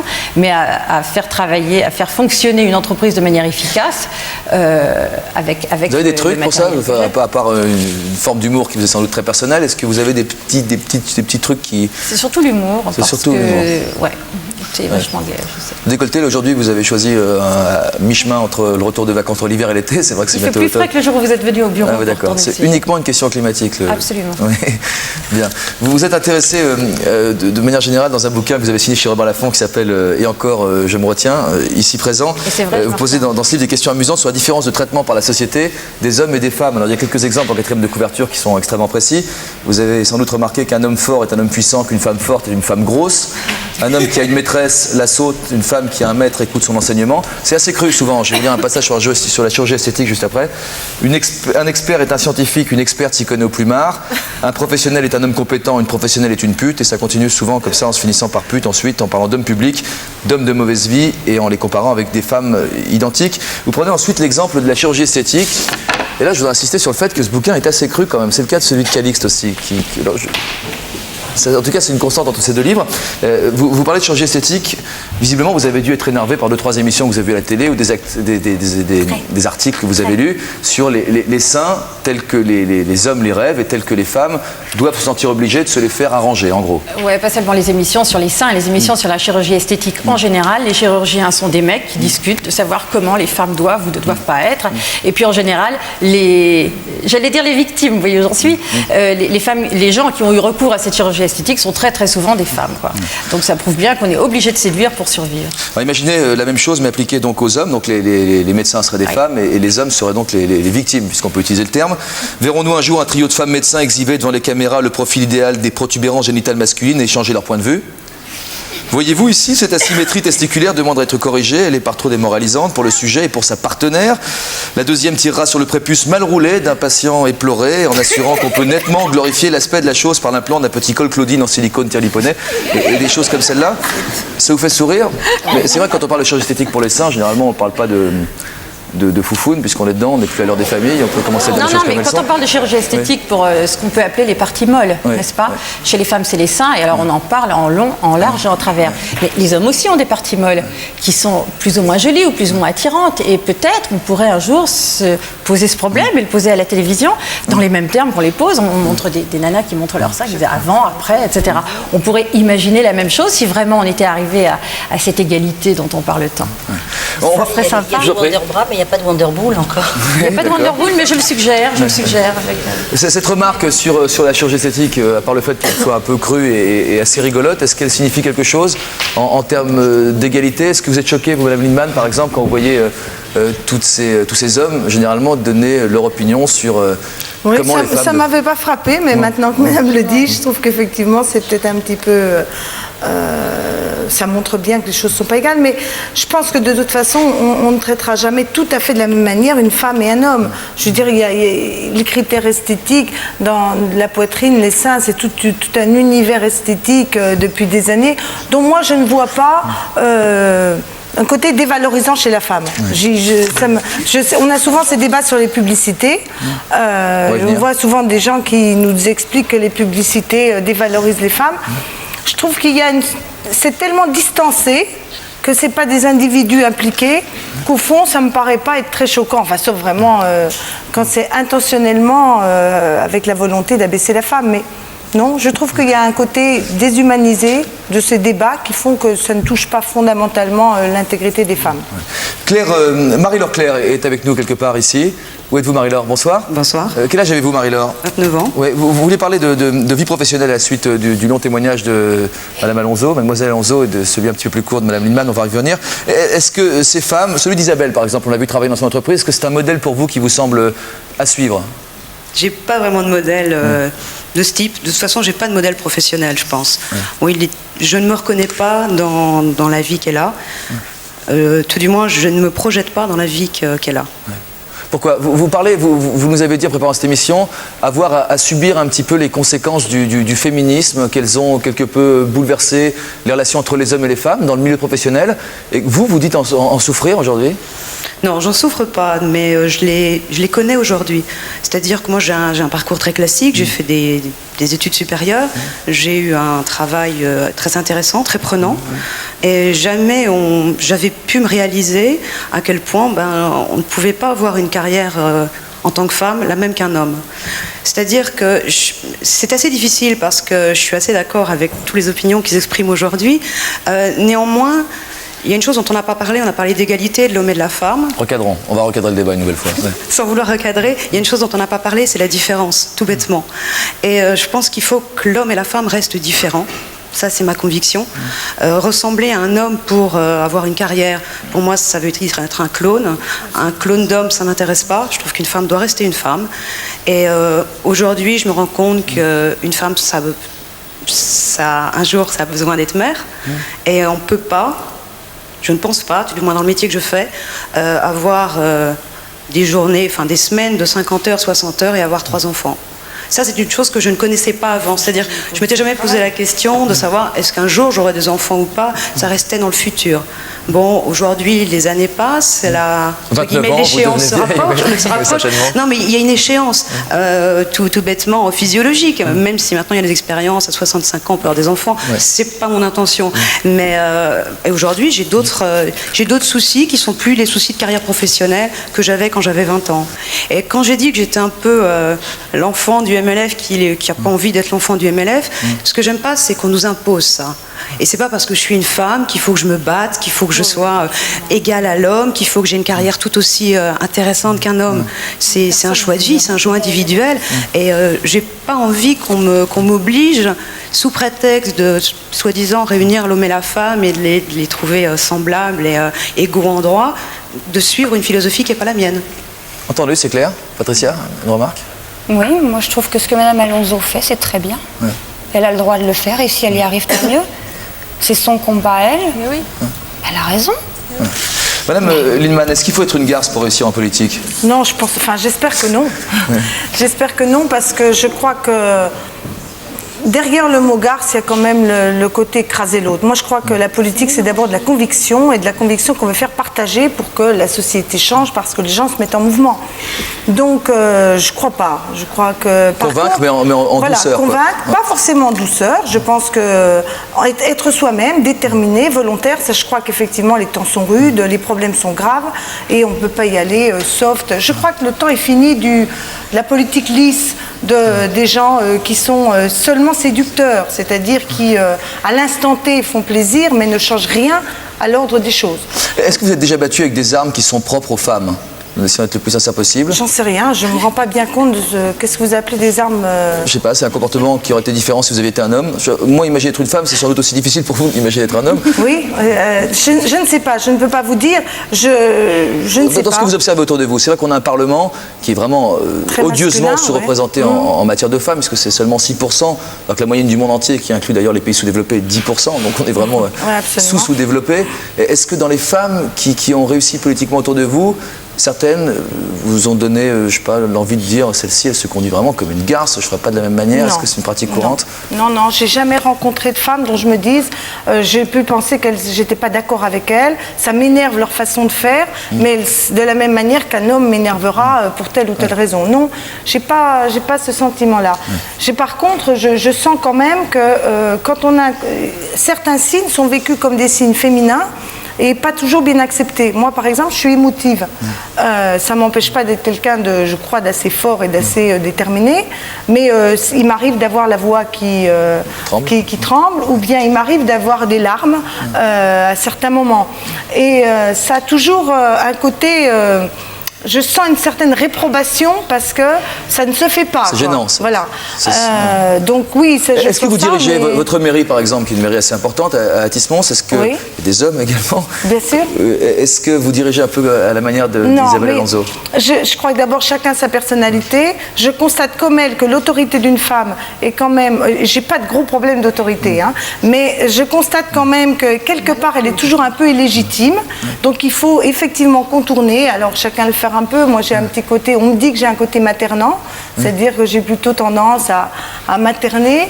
Et puis, une mairie, c'est pas une entreprise, c'est-à-dire la mesure, c'est pas la compétitivité au sens financier, c'est représenter les gens, comprendre leurs problèmes, se mettre à leur disposition. Ça me paraît moins dur que le monde de l'entreprise. Donc, l'autorité, elle est plutôt de mettre tout le monde un petit peu en bon ordre de marche, en bon entendement général. C'est pas tout à fait la même forme. Madame Cacheux, vous qui avez un peu d'expérience en matière de politique, un petit peu plus que Madame Lienemann, si vous me permettez de dire des choses comme ça. Avant l'émission, vous m'avez dit que vous n'allez quand même pas toutes nous faire passer pour des garces, donc je ne sais pas si c'est le cas. Tout à fait. D'abord, par rapport à votre titre, justement, l'avenir est-il aux garces? Moi, je ne suis plus dans le coup, je suis grand-mère, l'avenir est derrière moi. Donc j'en parle assez librement. Les garces, j'ai eu la curiosité, quand j'ai su le titre de votre émission, d'aller voir dans le dictionnaire. Vous avez donné une version assez soft du mot garce, c'est le féminin de gars. C'est l'étymologie, ça. Ouais, le dictionnaire, c'est pas ça qui dit. Allez voir le Larousse. Larousse, gars, c'est gentil, c'est soft, jeune homme, garçon, femme. Femme de mauvaise vie, emmerdeuse, enfin ils mettent pas emmerdeuse dans le dictionnaire, mais c'est à peu près ça. Hein. C'est vraiment péjoratif, le féminin de gars qui lui est innocent. Et c'est ça qui m'énerve et qui me met en colère et qui me fait militer et me bagarrer, c'est que chaque fois qu'une femme, non pas cherche à avoir un comportement d'homme, mais à avoir sa place comme les hommes dans une société qui est mixte, qui est moitié femme, même plus de la moitié de femmes pour une moitié d'hommes. Et qu'est-ce que vous regardez? Bien sûr, on a accès aux études maintenant, mais avec le même diplôme, on gagne 40% de moins. Bien sûr qu'une femme peut choisir d'aimer un homme, de vivre à la maison, de faire des enfants avec lui et de lui faire du café le matin. Et puis quand une nénette un peu garce alors sur les bords vient lui piquer au bout de 10, 20 ou 30 ans, elle n'a pas d'autonomie financière, elle se retrouve sans un rond à élever ses gosses. Est-ce que c'est normal qu'on fasse 53% du corps électoral et moins de 10% des élus dans un pays comme la France? Est-ce que vous trouvez trouvez que dans le monde entier, ça soit normal qu'il y ait que 6 femmes chefs d'État? Est-ce que vous trouvez normal qu'il y ait 100 parlements nationaux où il n'y a pas une femme? Comment vous avez fait, Madame Cacheux, pour vous imposer Voilà le type de question qu'on pose aux femmes, vous voilà, les journalistes. La type de question. Moi, chaque fois que j'ai eu un journaliste en face de moi, il m'a dit comment vous faites pour être député et comment vous faites pour être mère de famille. Et Juppé, quand vous l'avez sur le plateau, vous lui dites comment vous faites pour être maire de Bordeaux, Premier ministre, président de la communauté urbaine. Madame Cacheux aussi, par exemple. Madame Cacheux a des enfants en plus. Et quand est-ce que vous avez le temps d'être un mari et d'être un père? Vous lui posez cette question-là à lui? Jamais. C'est là qu'elle a la différence. Madame Cacheux, pourquoi y a-t-il aussi peu de femmes? Pourquoi y a-t-il aussi peu de femmes dans les rangs de la formation que vous présentez? Mais ça pourrait être une autre formation, le résultat serait exactement le même. Et pourquoi est-ce que les hommes qui se battent pour des idées dites progressistes sourient ou haussent les épaules quand vous leur tenez un discours comme celui-là? Parce qu'il y a le pouvoir en jeu. Ils osent plus ne pas être féministes. Regardez Jacques Lang, il n'y a pas plus macho, il sort demain un bouquin sur les femmes. Bon, c'est peut-être une vocation tardive, j'espère. Mais les ouvriers de la 11e heure, on sait bien que c'est les mieux payés. Mais quand vous avez le pouvoir en jeu, ils osent plus être macho. Ils vous tiennent un discours d'égalité. Mais oui, on va faire un quota. Mais oui, on est pour la parité. Oui, mais tu vas prendre la place dans la circonscription d'à côté, hein, pas la mienne. Ouais. Et comme eux, ils ont un profil de carrière en politique, les femmes, ils vont plutôt avec un esprit de service et les mecs avec une envie de pouvoir. Ouais. Quand il est question d'avoir une place, eh ben, ils ont chauffé la place depuis 10 ans. On vous dit, mais ma petite, fais ton école. Merci Madame Cacheux d'être venue nous rendre visite. On va revenir à la pub. Nous sommes allés faire réagir des publicitaires sur le concept de garce, parce que c'est un mot qui effectivement a sa place dans le dictionnaire, mais qui trouve des tonalités un peu nouvelles, et d'ailleurs chacun a sa définition. Certains trouvent ce mot extrêmement positif, c'était votre cas, j'ai eu l'impression en tout cas, d'autres plus négatifs, enfin, bref, ça peut être un compliment ou une insulte. Qu'en pensent les publicitaires et comment ils utilisent l'univers de tout ce qui tourne autour de la garce? On le voit à travers des marques de prêt-à-porter qui s'adressent aux jeunes filles, mais également chez Monsieur Pigeot, de la marque Pigeot, donc regardez. Parfum oui, non de Koukaï, extrait de concentré d'essence de fille. La femme Koukaï, peut-être qu'elle est un peu garce, peut-être un peu prétentieuse, mais peut-être qu'il faut l'être pour séduire. La femme Koukaï existe réellement parce qu'en général, les idées, on les prend dans les choses qui vivent et pas dans les choses qui n'existent pas. C'est un peu comme dans les livres, donc c'est basé d'abord sur la réalité. Comme la finalité c'est de séduire, je dirais que c'est bien si elles sont coquines, si elles se montrent aussi insouciantes, qu'elles aient pas l'air officiellement forcément combatives, même si elles le pensent. J'ai dit coucher. Quand on est jeune fille, on est plutôt gauche, donc on peut se permettre plus d'insolence qu'un peu plus tard. Ça dépend aussi des âges, de l'identification du modèle. Je suis la principale cause d'échecs scolaires chez les garçons de la classe. Et de loin. Ça y est, comme tu me manques. Je t'aime. Trop tard. Mais c'est vrai qu'on est parti d'une femme qui était quand même considérée comme une garce. Par exemple, dans les réunions de groupe que nous faisions il y a quelques années, la femme Morgane, c'était vraiment la femme avec plein d'hommes autour d'elle, qui ne savait pas ce qu'elle voulait, qui finalement dominait les hommes, qui ne donnait rien en échange. C'était une relation finalement dans un sens, et on est revenu à une relation dans les deux sens. Il y a deux types de femmes fatales. Il y a celle qui séduit et qui est femme fatale innée, et l'autre qui ne le sait pas. Je dirais que c'est le garçon qui définit qui est une femme fatale. Les femmes dominent le monde, ça c'est évident. Bien sûr, les femmes dominent le monde. Prenez l'exemple d'Hillary Clinton.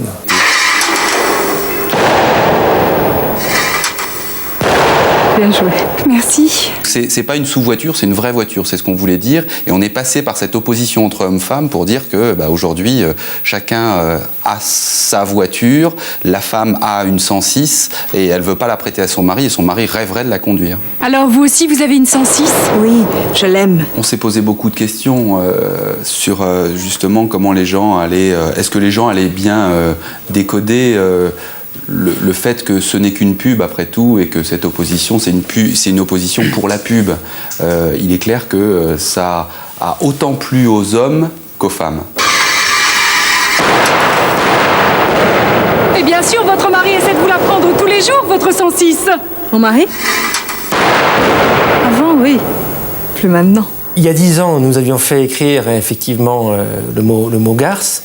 Cela montre que déjà, la marque Peugeot avait le sentiment réel et concret que les femmes dynamiques conduisaient des Peugeot. Et je dirais que c'est une démarche qui n'est pas superficielle, mais une démarche de fond. Je dirais que c'est plutôt la pub sur les automobiles qui a souvent conduit à avoir des femmes qui manquent terriblement de personnalité. On a l'impression qu'elles sont là comme passagères, jamais comme conductrices et jamais comme gens qui décident. Je sais pas ce que ça vous inspire tout ça. Je trouve qu'une garce, utiliser le mot garce ou la femme garce comme ça, c'est tout ce qu'il y a dans le pouvoir. Et jusqu'à présent, on n'a parlé que cette femme garce dans le pouvoir. Mais je veux dire, la garce, elle est celle qui nous intéresse, c'est pas celle du fric, c'est celle du jeu. La garce qui nous fait rire, tous, qui nous séduit, comme dans les. Enfin, je veux dire, quand on reprend dans. Tous, vous voulez dire aussi bien les hommes que les femmes, par exemple ? Oui, c'est ça, parce qu'il y a ce qu'il faut voir dans la garce, c'est le côté attraction-répulsion. C'est-à-dire que les publicitaires qui utilisent un langage qui. Je vais venir Monsieur Lemoult, qui est publicitaire et qui est ici, comme ça on pourra débattre directement. Madame Alonso, Monsieur Lemoult nous rejoint. Ce qu'on disait tout à l'heure, c'est qu'on est soit une garce, soit une Thérèse dans la vie. Voilà, c'est ça. Il y a soit une garce, C'est ça, en gros, le progrès dont parlait ce monsieur, qui est donc le chef de projet Peugeot, il en parlait assez clairement, c'était dire, dans la pub bagnole, parce que monsieur parle de ce dont oui, c'est presque dire, regardez, elle a une soit belle la femme carrosserie, non, il disait, avant, elle était toujours à la place du passager, elle était passive. Là, on lui donne un rôle active. Est-ce que vous avez l'impression que ça reflète une certaine réalité ou que les hommes sont encore en train de jouer avec les femmes ? D'objet, elle est devenue sujet. D'objet, elle devient sujet. Oui. Et un sujet, c'est quelqu'un qui choisit sa vie. Que ça plaise ou que ça ne plaise pas à l'ordre établi, après tout, on s'en fout. L'important, c'est de mener sa vie comme on veut. Je vois pas ce qui te choque, moi, dans cette... Qu'est-ce qui te choque, c'est le langage. Qu'est-ce qui te choque ? Ce qui me choque, c'est le langage des publicitaires qui utilisent la garce comme si c'était toujours un objet. Il est là, Monsieur Lemoult. Mais je trouve ça... une garce, elle joue, elle est polymorphe, elle passe partout. Est-ce que vous jouez plus facilement, en gros, la question, pour résumer, est-ce que vous jouez plus facilement avec l'image de la femme, alors soit en sujet, soit en objet, qu'avec celle de l'homme ? Sincèrement. Mais l'homme, ça... Enfin, sincèrement, on va sans dire. Non, Allô ? Pardon, excusez-moi. Non, je vois pas je vois pas le problème que vous avez avec ces jeunes femmes qui sont très bien. Vous parlez desquelles, Monsieur Lemoult ? Non, pardon. Je vous en prie. Pas de panique. Un petit verre d'eau. Non, je trouve que les garces, il n'y a pas de garces dans la publicité. Enfin, celles qu'on montre, c'est des jolies jeunes filles qui sont plutôt tendres, qui sont pain bêche éventuellement. Mais d'abord, il ne peut pas y avoir de garces dans la publicité puisque la publicité est faite par les femmes. La moindre publicité qui sort est testée, archi-testée par les femmes. Donc de toute façon, une garce ce ne serait pas possible qu'une garce sorte parce que les femmes détestent les garces et les hommes aussi détestent les garces. C'est une catégorie de population qui n'existe pas. C'est infime, il y en a quelques-unes, mais ce n'est pas une catégorie sociale. Les garces ? Oui. Ah bon ? Il y en a très très peu. Ah oui. Vous en connaissez beaucoup ? Je connais une. Non, c'est pas une catégorie. Roxane, vous en pensez quoi ? Est-ce que vous avez souvent rencontré des... Il faudrait savoir ce que monsieur entend par le terme garce. Bah oui. J'ai la naïveté de croire que la garce, à l'origine, c'était une garçonne. C'est un mot très machiste d'ailleurs. Il me semble que c'est un mot d'homme. Ils ont inventé ce mot pour désigner les femmes qui se comportaient comme des hommes. Et ça les agaçait, donc ils leur ont trouvé un nom comme ça. Maintenant, c'est beaucoup plus dilué et c'est beaucoup moins violent, il me semble. Madame Martin, ça vous amuse la pub 106, la pub Koukaï ? Ça vous distrait ou pas ? La pub Koukaï, elle me fait beaucoup rire. Je trouve ça sympathique. La pub 106, moi personnellement, je la trouve ridicule. Bon, c'est mon point de vue personnel. Est-ce que vous lisez J'ai pas besoin de faire ça pour défendre ma voiture.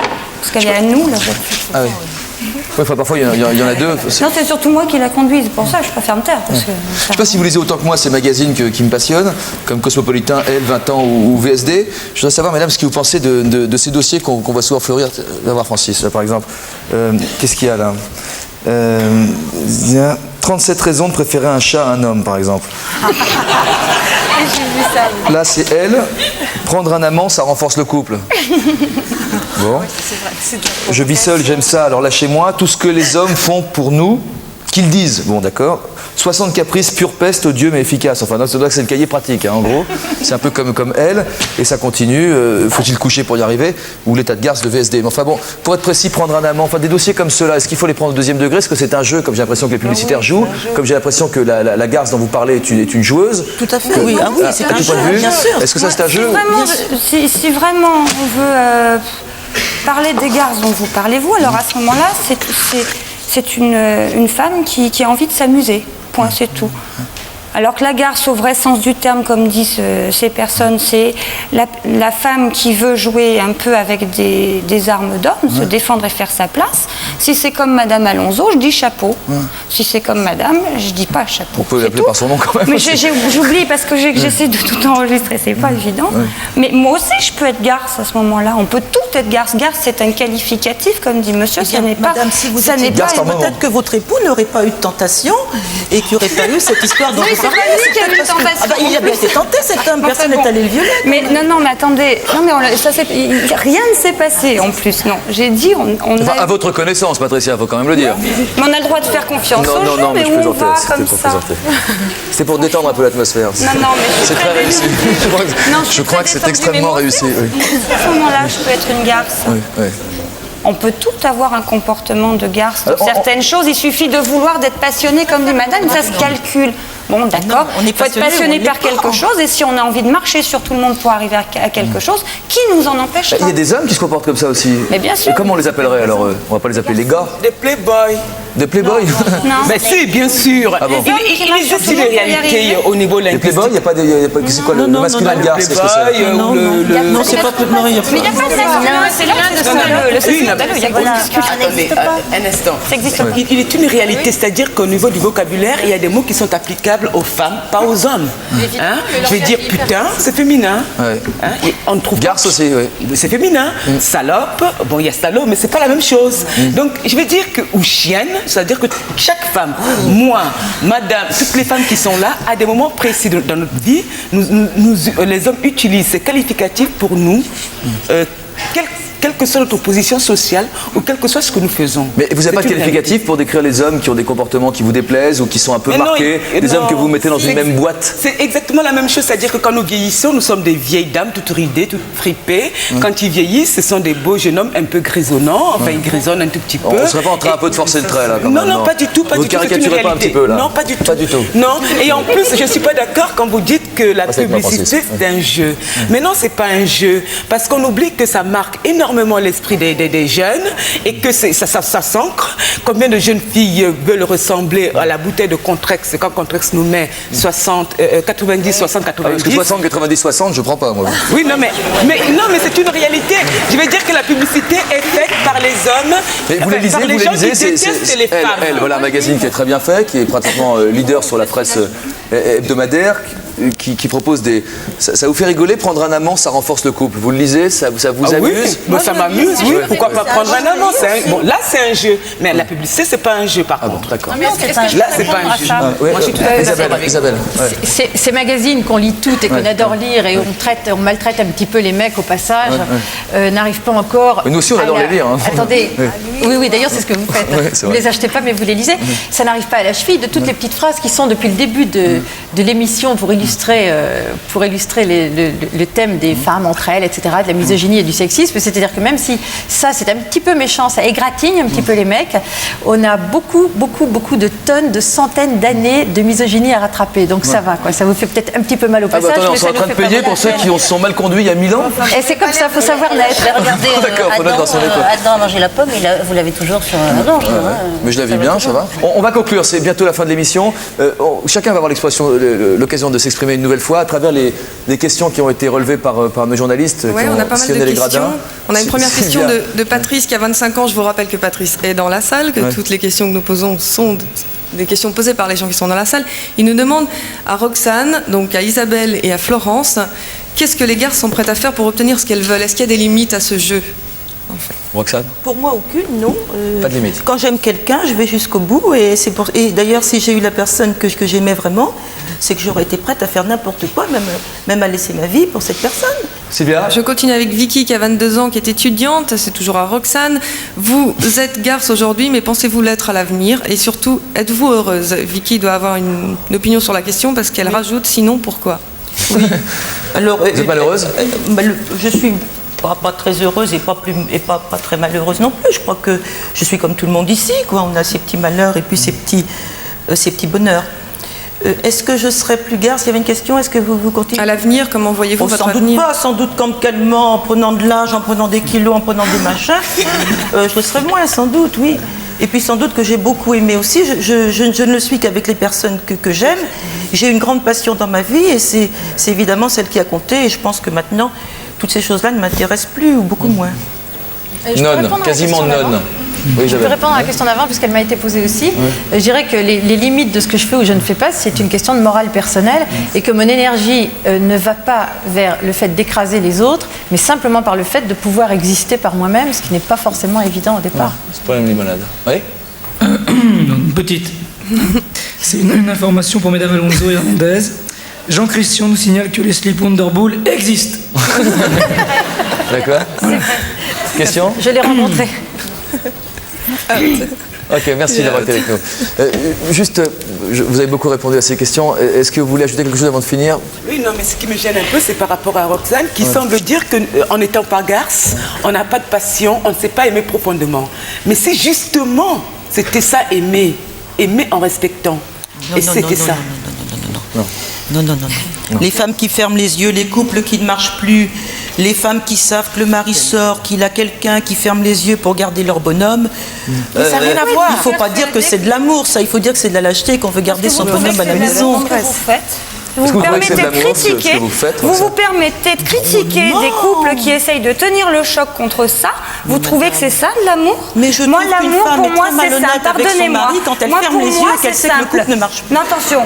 Quand les couples ne marchent plus, on n'a pas à fermer les yeux. Si on en est arrivé là, c'est vraiment qui ferment les yeux, qui sont prêtes à tout accepter, à ce que Marie garde la maîtresse et tout. Ah bah là, si elles sont et qui ferment les yeux.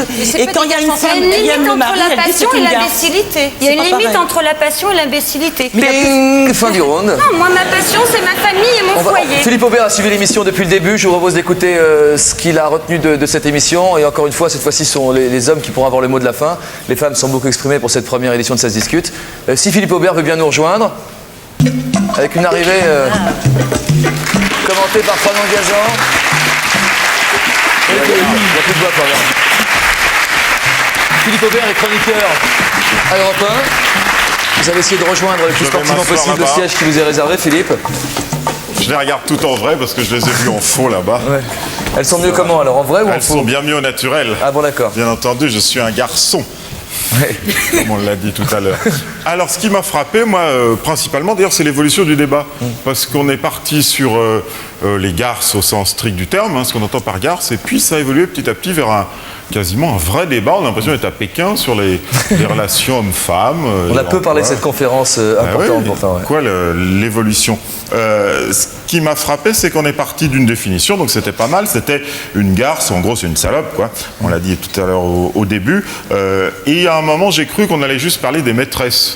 Comme si simplement une garce c'était une maîtresse. Non, c'est quand même bien plus qu'une maîtresse, c'est bien plus important. Et puis on n'a pas dit que l'homme de temps en temps il est quand même assez fasciné par les garces.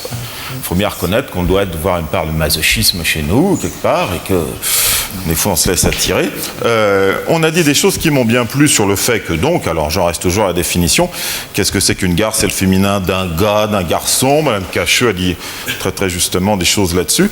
On n'a pas trop dit, je trouve, que c'était souvent une séductrice, une allumeuse qui est un pas évidemment, et enfin quelqu'un a dit quand même c'est une garce qui couche pas. Ça j'ai trouvé ça bien, la garce elle couche pas en principe. Oui, je le maintiens. Voilà, bien sûr, elle va jusqu'au point et puis ensuite elle... C'est tout l'arrêt là justement de oui, merci, oui. Merci pour nous, vous êtes gentils, oui. Et puis ensuite donc on est parti vers la différence et puis le fait que très très souvent, quand même, la garce est une destructrice. C'est Marie-Noëlle Lindemann, je crois, qui a dit que la garce domine l'autre et détruit l'autre. Et c'est vrai que je reviens au masochisme, quoi, qu'on va vers les garces et puis qu'à un moment on se retrouve un petit peu détruit. J'ai bien aimé quand Calixte a dit on peut être belle et pas garce. Dieu merci, merci beaucoup. Il y en a encore quelques-unes, donc on va les garder. J'ai été moins convaincu par l'idée qu'il n'y avait pas de garce en politique, parce que quand même, des fois, on voit bien sur la jupe des tailleurs, il y a quelque chose quand même. On cherche un peu à interpeller les lecteurs. Alors que l'homme politique... Vous pensez à quelqu'un en particulier vous êtes dans quelle circonscription? Ségolène Royal, par exemple, je trouve, est une femme qui attire les hommes. Mais elle est séductrice, elle n'est pas garce. Oui, voilà, nous sommes au cœur du débat que nous allons prolonger pendant une heure et demie. Merci Philippe Aubert. Entre séductrice vous avez fini, Philippe, ou pas, pardon? Et garce. Et puis, je trouvais que quand même, on pouvait aussi, nous les hommes, appeler une femme une garce sans que ça soit forcément excessif. Par exemple, Florence Hernandez, si je lui dis que c'est une belle garce, à mon avis, c'est un compliment. Elle doit bien le prendre. Comment vous le prenez, Elle doit Florence? me sourire. Pas assez, je trouve. Sérieusement, si un homme vous dit que vous êtes une belle garce, c'est une qualité ou enfin, vous le prenez pour un compliment? Je trouve que d'abord, c'est un mot... c'est l'aristocratie de la femme, la garce, pour moi. J'essaie d'expliquer ça dans mon bouquin. Donc, effectivement, si je pousse un homme à bout et qu'il est capable de me sortir ça comme ça, qui est un mot fort et qui explose complètement, je me dis, tiens, je suis arrivée où je voulais, c'est-à-dire à le faire sortir de ses gonds. Alors oui, pourquoi pas. Par Mais exemple, pour tout ce qui est destruction, etc., non, c'est pas du tout intéressant. C'est pour ça que la dame de ce monsieur-là, je suis désolée, monsieur, mais honnêtement, je crois pas que c'est une garce. C'est une... C'est bien ce que j'avais précisé au départ. D'abord, c'est même pas une joueuse, c'est une pauvre fille, quoi. C'est avant tout quelqu'un qui est malade, et j'avais précisé que c'était une garce de situation. Oui. Bref, les hommes n'ont que les garces qu'ils méritent. Donc, si je vous offre une vingtaine de roses et que vous me les renvoyez à la figure, j'ai le droit de vous dire que vous êtes une belle garce. Mais d'abord, je vous ai offert les roses, c'est ça le principe. Et puis, je voulais dire aussi à ces dames, c'était dès le début, ça m'a frappé quand même, que garce, c'est bien, mais ça dure pas tout le temps. L'état de garce ne dure pas longtemps. Je l'avais noté, c'était une phrase pour faire une chute. Surtout après le 100e jour. Je sais ce que vous voulez dire, le fameux. Merci Philippe Aubert d'avoir suivi cette émission. On nous a fait part de vos réflexions. Merci à tous nos invités, aux hommes qui sont venus nous apporter leurs témoignages ou leurs éclairages particuliers. La semaine prochaine, nous poserons une autre question qui concernera autant les hommes que les femmes. Cette fois-ci, les femmes étaient actives cette semaine et les hommes un peu victimes, en tout cas dans le personnage secondaire. La semaine prochaine, tout le monde sera au même plan. Faut-il brûler sa vie? C'est la question que nous poserons et à laquelle nous tentons de répondre avec nos invités. Merci d'avoir été avec nous. Bonsoir.